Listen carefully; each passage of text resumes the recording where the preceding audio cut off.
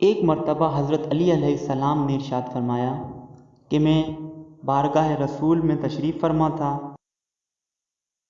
ایک شخص نے آ کر دریافت کیا کہ اے اللہ کے رسول، اے اللہ کے حبیب صلی اللہ علیہ وآلہ وسلم، یہ تعلیم فرمائیے کہ اللہ نے کتے کو کیوں خلق فرمایا؟ اللہ کے نبی نے کہا، اے بندہ خدا، اگر جاننا چاہتے ہو تو غور سے سنو کہ جب اللہ تعالیٰ نے حضرت آدم علیہ السلام اور بی بی حوا سلام اللہ علیہ کو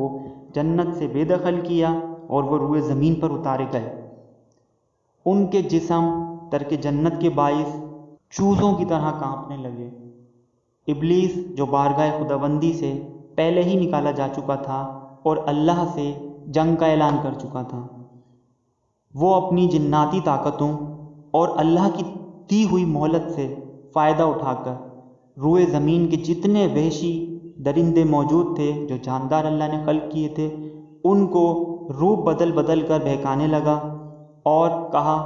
کہ آج ایسا ناشتہ اور کھانا اترا ہے آسمان سے جو روئے زمین پر کسی جاندار نے نہ کھایا ہوگا اور نہ کھائے گا، تو جلدی کرو، میرے ساتھ چلو، حملہ کرو۔ تمام جانور، وحشی اور دوسرے جاندار سب راضی ہو گئے اور حملہ کرنے کی طرف بڑھے۔ اللہ تعالیٰ نے حضرت آدم علیہ السلام کو اس وقت ہند میں رکھا تھا اور بیوی حوا سلام اللہ علیہ اس وقت جدہ میں موجود تھیں۔ اللہ تعالیٰ نے شیطان کے تھوک سے جو وہ تیز تیز بول رہا تھا، اس کے منہ سے جھاگ نکل رہے تھے، اللہ کی قدرت نے اسی سے دو کتے پیدا کر دیے، ایک نر اور ایک مادہ۔ نر کتا حضرت آدم علیہ السلام کے پاس ہند میں گیا اور مادہ جو کتیا تھی وہ جدہ بی بی حوا سلام اللہ علیہ کے پاس ان کی حفاظت کے لیے گئی۔ ان دو کتوں نے ان وحشی جانوروں کو چند کو مار دیا اور باقیوں کو بھگا دیا۔